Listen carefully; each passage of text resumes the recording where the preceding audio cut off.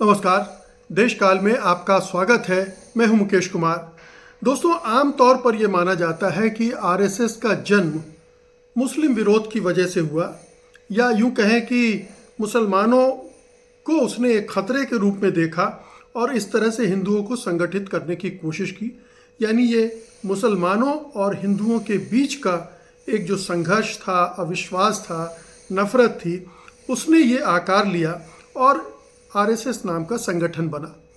लेकिन ये इसका एक उद्देश्य है जिससे हम सब वाकिफ़ हैं, परिचित हैं, और आम तौर पर इसी विचार को आगे बढ़ाया जाता है।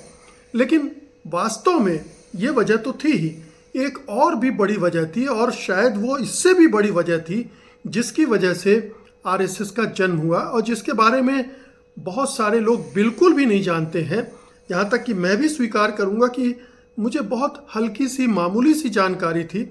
लेकिन जब जाने माने विद्वान आनंद तेल तुंबड़े ने इस पर पूरा एक रिसर्च ओरिएंटेड आर्टिकल लिखा, तब समझ में आया कि हकीकत क्या है और क्यों आरएसएस का जन्म 1925 में ही हुआ।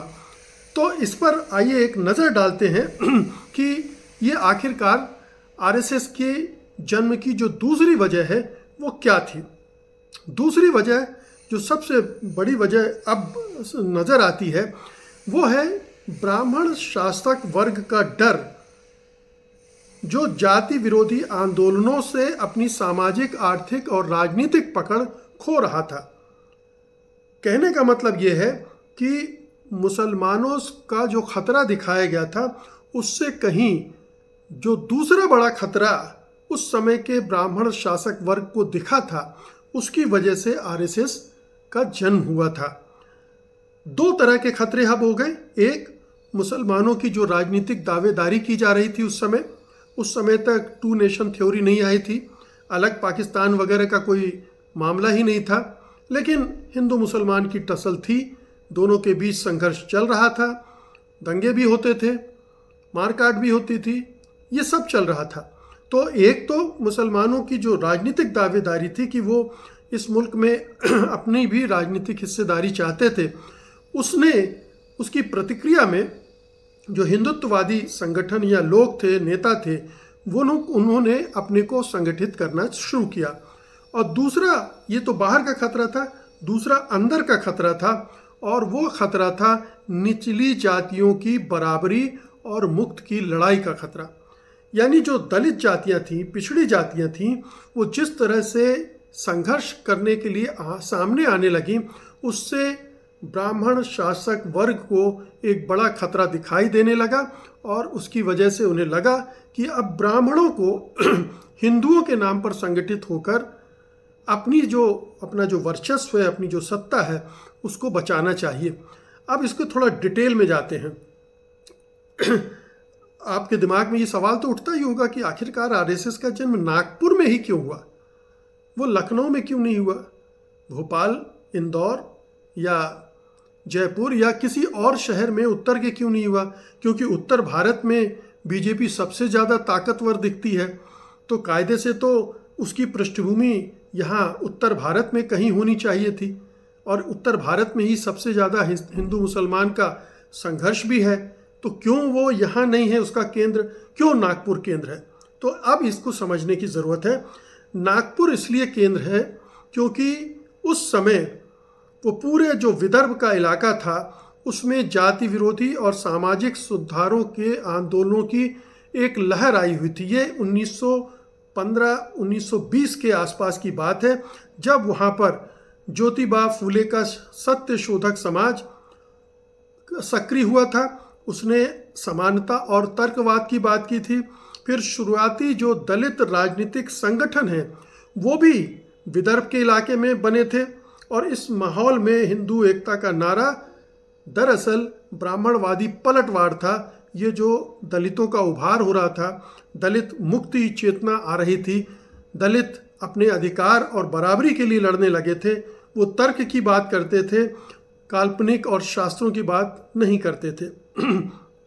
अब ये विदर्भ में जो 19वीं सदी के आखिर में और 20वीं सदी की शुरुआत में जो भी आंदोलन शुरू हुआ और उसमें क्या क्या फैक्टर थे, क्यों वो शुरू हुआ, ये भी समझने की ज़रूरत है।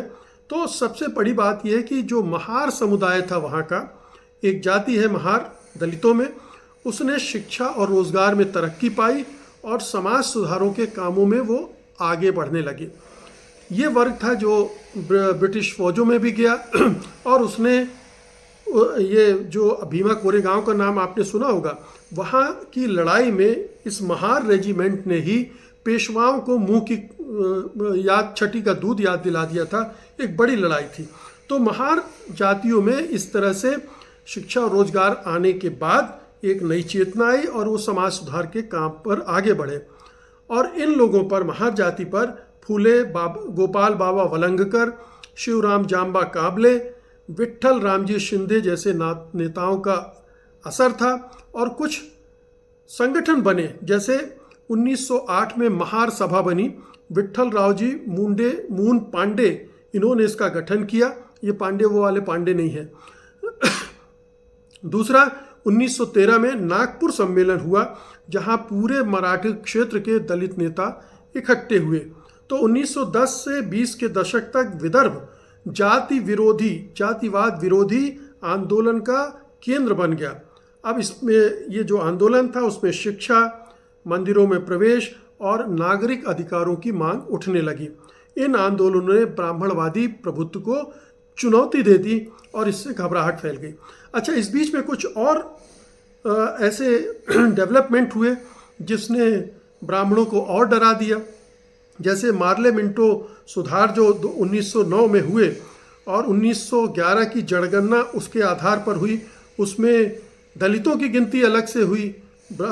तो उसमें जो हिंदू की जो विभिन्न जातियां थीं उनका एक तरह से बंटवारा हो गया और उससे एक तरह का जाति विभाजन उसमें पैदा हुआ हिंदू समाज में। तो जो हिंदुत्ववादी गरियाते हैं ब्रिटिश को, वो इसीलिए गरियाते हैं कि उन्होंने ये सच सामने रख दिया और उससे जो ब्राह्मणवादी वर्चस्व था वो कमज़ोर हुआ। फिर लखनऊ पैक्ट होता है 1916 में मुसलमानों के लिए अलग निर्वाचन क्षेत्र तय हुए, जिससे कांग्रेस को दलितों को हिंदू खेमे में बनाए रखने में कोशिश की उन्होंने कि वो न बट जाए। कांग्रेस में भी दोनों तरह के तत्व थे, इस तरह की पॉलिटिक्स वहाँ भी चल रही थी।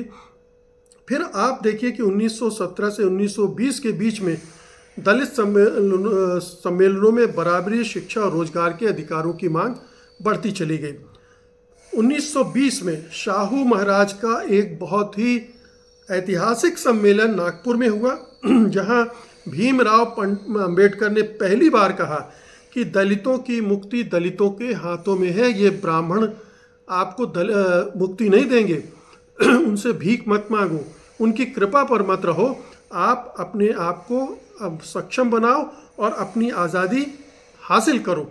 और इससे जो उभार हुआ उससे ब्राह्मण वर्ग में गहरी असहजता पैदा हो गई और एक संघर्ष और एक डर पैदा हो गया। नागपुर के जो ब्राह्मणों की प्रतिक्रिया थी वो क्या थी, इस पूरे जो उभार हो रहा था दलितों का, उसको भी समझ लीजिए। तो जो ब्राह्मण का अभिजात वर्ग था उसने दलित संगठनों को विघटनकारी बता दिया। अब वो तो अपने हिंदू ढांचे में सोच रहे थे, जातिवादी ढांचे में, कि हम ऊपर बैठे हैं, नीचे हमारे जो शूद्र हैं वो हमारी सेवा करेंगे। और जब ये शूद्र बगावत पर उतर आए तो फिर उन्हें लगा कि ये तो हिंदू धर्म का विघटन हो रहा है। तो वो चिंता और डर पैदा करके वो हिंदुओं को एकजुट करने में लगे। फिर हिंदू महासभा और सेवा समिति जैसी संस्थाएं दलितों को फिर से हिंदू समाज में शामिल करने के लिए सक्रिय हुई। उन्हें लगा कि ये छिटक रहा है, ये वर्ग जा रहा है, उसको जोड़ो। और फिर के.बी. हेडगेवार ने इसी माहौल में आरएसएस की स्थापना की। वो आरएसएस के संस्थापक बने। पहले से वो हिंदू महासभा में जुड़े हुए थे और उनका जोर अनुशासन और एकता पर था। आप समझ गए ये दो चीज़ें किस लिए चाहिए थी। अनुशासन और एकता इसलिए चाहिए थी, एकता हिंदू धर्म की एकता और अनुशासन ताकि मुसलमानों के खिलाफ हम एकजुट होकर साथ मिलकर उससे लड़ सकें। तो आरएसएस जो है एक रिएक्शनरी मूवमेंट था दलितों के उभार को दबाने के लिए। दलितों का उभार, जो ब्राह्मणवादी तत्व थे पूरे विदर्भ में, खासतौर से जो चित पावन ब्राह्मण थे या देशस्थ ब्राह्मण थे, वो सबसे इसमें अगुआ थे। खुद हेडगेवार साहब चित पावन ब्राह्मण थे, गोलवलकर थे, गोडसे था, सावरकर थे, ये सब चित पावन ब्राह्मण थे और ये सबसे ज़्यादा अपनी सत्ता को कायम रखने के लिए सक्रिय थे और इसीलिए आरएसएस को इन सब का सहयोग मिला। आरएसएस की सैन्य और अनुशासित संरचना का मकसद हिंदू समाज को कायदे में रखना और जातीय टकराव को ऊपर से ढकना था। जो जातीय भेद थे उसको दबाना था। ऊपर से वो मुस्लिम विरोधी संगठन दिखा, पर असल में उसने निचली जातियों को ऊंची जातियों के अधीन लाने का काम किया। ये उसका काम था आरएसएस का कि निचली जाति ऊंची जातियों के अधीन बने रहें, वो वहाँ से न हटें। हेडगेवार और बीएस मुंजे में जो आपस में पत्र व्यवहार हुआ उसमें इसका जिक्र है कि नीची जातियों में अनुशासन रखना संगठन का एक घोषित उद्देश्य होगा। हिंदू एकता का नारा दरअसल जाति सत्ता की रक्षा का औजार था। आरएसएस ने जाति व्यवस्था को कार्य विभाजन के रूप में पेश किया, न कि असमानता के रूप में। तो ये इस तरह से पर्देदारी की गई। अब रणनीतिक मकसद क्या था? 1919 और 24 के दौरान दलित शिक्षा, राजनीतिक भागीदारी और स्थानीय शासन में गैर ब्राह्मणों की बढ़ती मौजूदगी से ब्राह्मण वर्ग चिंतित था। आरएसएस ने अनुशासन और हिंदू एकता के जरिए निचली जातियों की चेतना को धार्मिक राष्ट्रवाद की तरफ मोड़ने की कोशिश की है। यानी जो निचली जातियां जाग रही थीं अपनी गरिमा के लिए, अपने सामाजिक सम्मान के लिए, रोजगार और शिक्षा के लिए, उस चेतना को कुंद करके उन्हें धार्मिक राष्ट्रवाद की तरफ लाने का उसका एजेंडा था। और हिंदू राष्ट्रवाद इस तरह जाति क्रांति को रोकने का औजार और हथियार बना। यानी जो निचली जातियाँ थी उनमें जो एक क्रांति पैदा हो रही थी दमन की वजह से, भेदभाव की वजह से, उसको दबाने के लिए हिंदू राष्ट्रवाद आगे आया। और हिंदू राष्ट्रवाद का जो प्रमुख एजेंडा था वो उस समय के वहाँ के ब्राह्मणों ने इस तरह से निर्धारित किया। तो अब इसको थोड़ा सा देखें, क्या था ये आरएसएस का जन्म? ब्राह्मणवादी पलटवार था, ना कि कोई जनवादी राष्ट्रीय आंदोलन। ये राष्ट्रीय आंदोलन बिल्कुल भी नहीं था, ये केवल ब्राह्मणवादी पलटवार था। संगठन ने कभी सच में जाति उत्पीड़न के खिलाफ कोई संघर्ष नहीं किया, बल्कि हमेशा नए नए दुश्मन गढ़ता रहा। पहले मुसलमान, फिर ईसाई, और आज की तारीख में वो अर्बन नक्सल का नाम लेते हैं। और इस पूरे हिंदुत्व का जो बुनियाद है वो जाति व्यवस्था के इनकार पर टिकी है कि जाति व्यवस्था तो है नहीं, जातियाँ तो है ही नहीं, इसको खारिज करते। और ये तो कार्य विभाजन था, कार्य के आधार पर जातियाँ बनी थी, इस तरह से इसको नकारते रहो। तो ये मोटे तौर पर ये जो आनंद तेल तुंबड़े हैं, उन्होंने जो पूरा रिसर्च करके ये पूरा जो सच निकाला है, ये आरएसएस के बारे में बहुत बड़ा कठोर और कटु सच है, जिसको हम सबको जानना चाहिए। हम लोग बार बार कहते हैं कि आरएसएस और बीजेपी ब्राह्मणवादी संगठन है, वो सवर्णों के संगठन है, वो मनुवादी संगठन है, और उसमें अगर दलितों, पिछड़ों को, आदिवासियों को जगह दी भी जाती है तो उस तरह से नहीं दी जाती जैसे सवर्ण हासिल करते हैं या ख़ास तौर पर ब्राह्मण वर्ग हासिल करता है, जो इस पूरे संगठन और इस पूरी पॉलिटिक्स के शीर्ष पर बैठा हुआ है। वहाँ दिखावे के लिए भले ही रामनाथ कोविंद को राष्ट्रपति बना दिया जाए या द्रौपदी मुर्मू को राष्ट्रपति बना दिया जाए, कुछ मंत्री पद दे दिए जाएं, लेकिन असल सत्ता सामाजिक, राजनीतिक और आर्थिक तीनों जो अपर कास्ट है उनके हाथ में रहती है।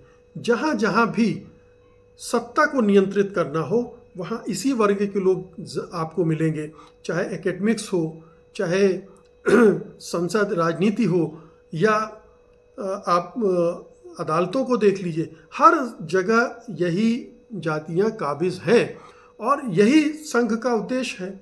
इसीलिए संघ आज बहुत खुश है, क्योंकि इस अचीवमेंट 100 वर्ष पूरे होने पर उसकी अचीवमेंट ये नहीं है कि उसने